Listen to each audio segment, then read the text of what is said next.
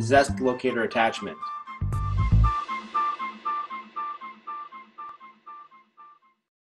Our case today is about a lady who had 4 implants placed with locator abutments. You can see the female abutments here. And what happened was that one anterior abutment, the lower right one, was not engaging when you placed the overdenture in her mouth. And so what would happen is when I placed it in, the abutment just wouldn't engage down. And this is without any kind of functional forces, working, non-working, protrusive. This is just when you're placing it in. And this is different than if you're loading the overdenture and you have rotational forces. This is another reason why you may have to reline the denture if you're finding the rotational forces are knocking it out of the kind of attachment system.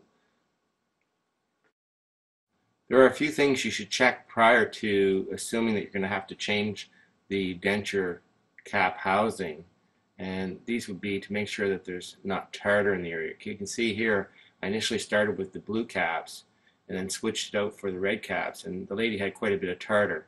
So we did clean this tartar up, and then she's back in with, again, a lot more tartar. So this is not the reason it's happening, but it's something we have to look at. Male plastic resilient caps can also wear over time, and this could be another reason why the overdenture is not engaging down on the female abutment. So these have to be checked prior to, and if they're a problem, then they need to be switched out. Prior to changing the housings in the denture, it's important to check the female abutments for any scratches or any kind of wear marks, because this could be the reason why it's not snapping down. Here you can see the nitrile surface is quite good, so we're okay. However, sometimes you'll see the metal actually wearing, you'll see the shiny part coming through as shown here. And this means you have to change the female abutment. Posterior bone loss can also be an issue with having long-term fit of any type of abutment, because if the denture is kind of flipping down the back, then this is going to be an issue for how they're going to fit in the front. So sometimes you have to do a reline of the denture to have these abutments fit properly. The locator system is actually a very low profile attachment, which is great because it gives us the ability to put these into areas that are quite tight. So one of the things we should look at is first is how the abutment itself is kind of structured. You can get these in different heights, and these can be screwed down on top of the implant. One of the neat features is there's a triangular area that allows us to put the driver in to screw these abutments down on the implant itself. One of the ways you can measure for the space is you actually take a Bowley gauge and measure from the intaglio surface to 90 degrees to the surface, and you can measure and see how much space you have there. But what we really need is about 7 millimeters of space, so 4 millimeters of resin over top and 3 over this, which gives 7. If you have a little bit less than this, you can still get away with that, but it's nice to have a little bit extra if possible. One of the neat features about this system is you can change the amount of pressure on the locator housings by changing the cap. So here we're using 4 red ones because over this would be overkill, because these actually stay in quite well. So prior to doing this, we're going to tighten down the female abutments on top of the implants to make sure that they're secure, because this would be one of the reasons why the housing or the attachment may be loose. So we just want to make sure that this is verified and checked before we continue on. I'm using the torque wrench with the mandrel in it to tighten these down to about 25 to 30 newtons, which is recommended by the manufacturer. One of my favorite tools with this system is the locator core tool, because this can do a number of different things. What you'll do is back it up about 3 screw turns, and you're able to kind of pull out the red cap, which will allow you to change them, and you can just spin it back down. You can see it will pop it off, so it's a very, very neat design. And this will allow you to change the retentive caps as the patient comes in, but also it'll allow us to put things back in this area too. So I'm not going to take out the other ones in this particular case, but if I was, I'd unscrew it about 3 turns and then put it in, and it will pop it out. We're going to use a straight handpiece to take out the denture cap now. These denture caps really can't be used twice, so you don't have to worry about damaging them, because they're going to have to use a new one when you put it together. So here's the new denture cap, and we're trying to get this old one out so that we'll have enough space for the new one to be placed in this particular location. because we're going to place it in such a way that we're able to pick it up in a very precise spot. And this is one of the best ways to do this is intraoral, because sometimes there's some different things that happen when you try to pick it up and do it in the lab process. But this way you're going to be sure that you're going to pick it up, and it will be in a position that's going to be allowing the maximum type of retention for the locator cap. It's important to clean all the debris before you start to do your bonding procedure, and certainly micro-etching it is also a good idea.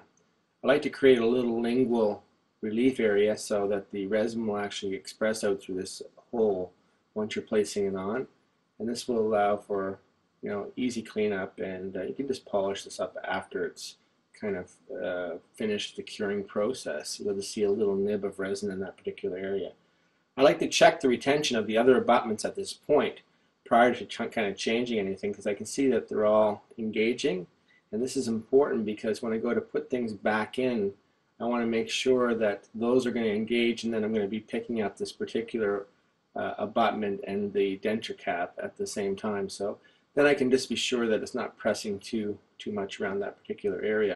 The VLC bonding agent from Triad is going to prepare the surface so that it will bond, and then we're going to be light curing this so that we actually get a real prepared surface for great bonding.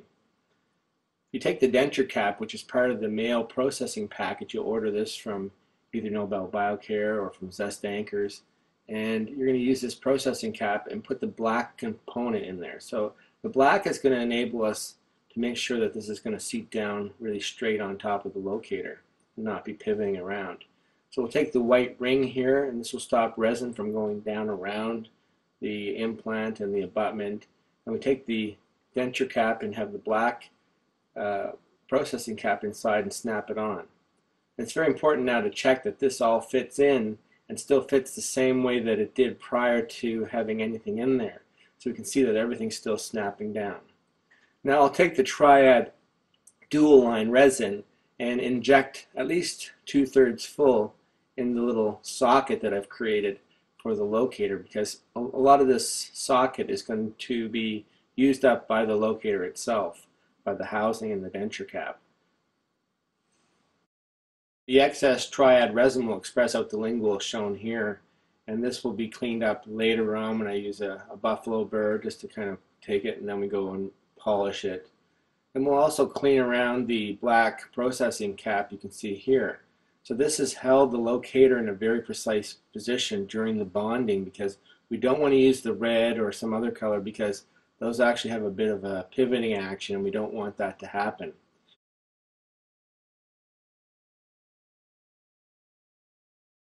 I'll take again my favorite tool, the core tool, and pop out that black processing cap, and then I'm able to kind of push that off by tightening it back down. Now here's a real neat part. We can take apart the core tool, and inside is the part that's going to actually snap the red retentive cap back into the overdenture.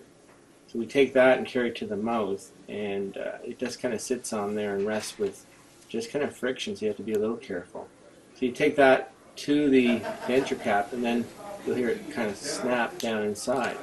Once it snaps, it's then going to be in place, and then really that new housing is going to be in the position of where it's going to be kind of making it a very effective use, because when you have 4, sometimes it's difficult to pick them all up. So we have about 1 pound of retention now in that particular area, but we have 4 of these, which makes this denture very difficult to get out, which is a good thing because the patients usually love this. So we clean it back up and get an elastic to tartar off the denture and make sure that the denture is going to fit in properly, and then the patient's all finished up. So it's been a quick and easy appointment for the patient. We're able to do this chair side in probably about 5 to 10 minutes. And the patient's able to leave. We're able to check their occlusion, making sure everything works properly. And once again, this is one of those easy things you can be doing yourself. So this is Dr. Scott McLean, and this has been a YouTube presentation about the Zest locator anchor for overdenture attachments.